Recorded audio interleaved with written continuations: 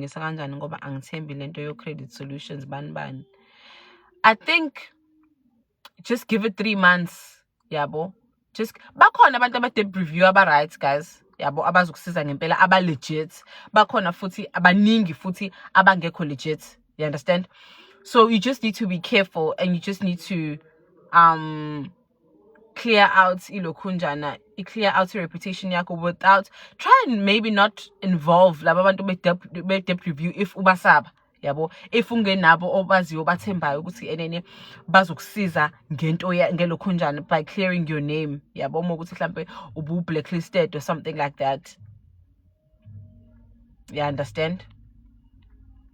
Masibakhuluncese ona. I'm so sorry. Yazi nami ilearners yami ngayifela 2 times last year. Ngavele ngayeka.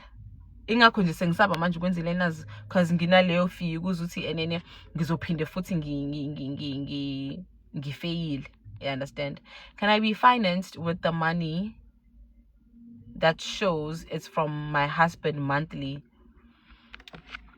How much is it? Or can you maybe estimate ukuthi enene uthola malini? Yeah, but do you have a credit card? Is the money consistent? Nje zonke lezo zinto leza esizibukayo. Yabo. Nanokuthi mingena leyo mali ayithi ngene ibiphuma yini, yabo? Because yenye into futhi le they look at that kuzothi how ku Capitec kwampume imali ithi ngena nje ibiphuma, yabo? Shuthi uphume futhi uphume akazi ukuhlala nemali nje ahlale no 10,000. Yabo leyo nto le bayayibuka zonke lezo zinto lezo, izinto zonke ezibukwayo lezo masisekwenzile application nezibukwa amabhenki. You understand? My credit score is 650 and earning 50k after deduction, but I don't have a driver's license. That's not a problem. Even if you don't have a driver's license, you can nominate a driver. You understand?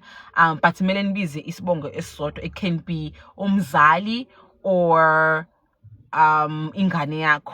You understand?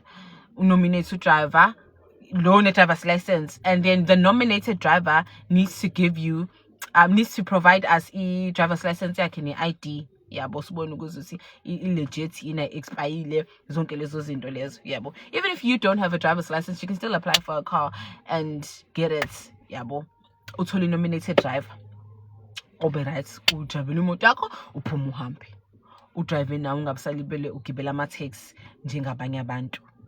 You understand? Great. Mine is 638. Right. You can get a car. Your scoring is okay. Right nje sihle Nkosi yami. Zoyithola ngayithola nje imoto. Nanokuthi we guys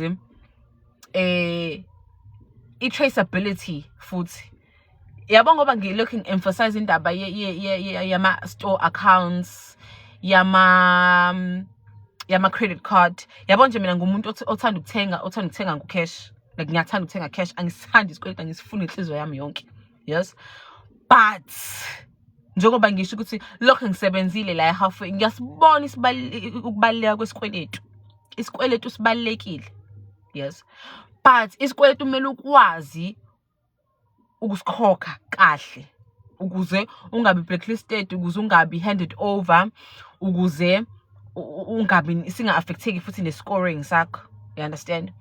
Kubaleke ngani ke ukuba nezikweletu here and there oyikhokhelayo monthly? Kubaleke la yonke into oyithengayo it's traceable. Yabo, mebe kubheka ayibo nanga umpume ukhona ka Truworth, awukhona umpume ka Rage, ukhona umpume yabo nje ngiconnect ukhona umpume MTN uthatha iPhone. You understand?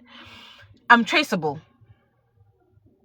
Amabhenki yakwazi umonth okay ngumuntu vele yabo okhona. You understand? Yabo muzothenga ngocash, you're not traceable. Uyafika, uyathenga, uyakhokha, uyathepa, uyaphuma, uyahamba. It's different muzothenga ngecontracts. Asike sithi nje iphone ngiyafika ngizothenga iPhone 17 ngiyakhokha ngiyaphuma ngiyahamba. You know, you're not traceable lapho. Uphuma neslip uyasichinga. Siqedisa kuphelile. There's no trace ukuthi umpume ufikile wazothenga. But mangifika ngizothi mina ngizovula icontract la MTN. You understand? Ngizovula icontract la MTN ngifuna iPhone 17 yabo ngithenge okay fine ngiyakhokhela mhlambe u300 just make an example ngikhokhela u300 njalo ngenyanga ngisuke lapho ngiye eTrueworld ngiyovula i-account yabo mase sengizo apply imoto bayangibona nangu uMpume okay hayi uMpume ukhokha kahle hayi afford uMpume hayi okay right siyamnika imoto samfinance so finance nompumelelo with the interest rate ukuthi kanje. So it is very important to buy ezinye izinto ngesikweletu ngisho kuthiwa uya-afforda just ngisho kuthiwa it's like 3 months just nje ukuthi ukhombise ukuthi umuntu okhona ophilayo. You understand? Yes, those they want to make sure ukuthi awuyona AI just ukhombise ukuthi umuntu okhona ophilayo because everything yabo uzothenga cash one outside credit score lapho you're not building your credit score ngoba ngisho you're not traceable.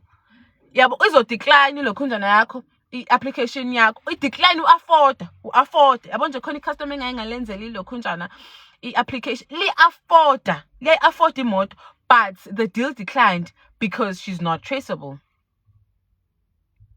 She's just not traceable. Wonke ama-bank athi ayingeke lo some decline kwabo kuphela.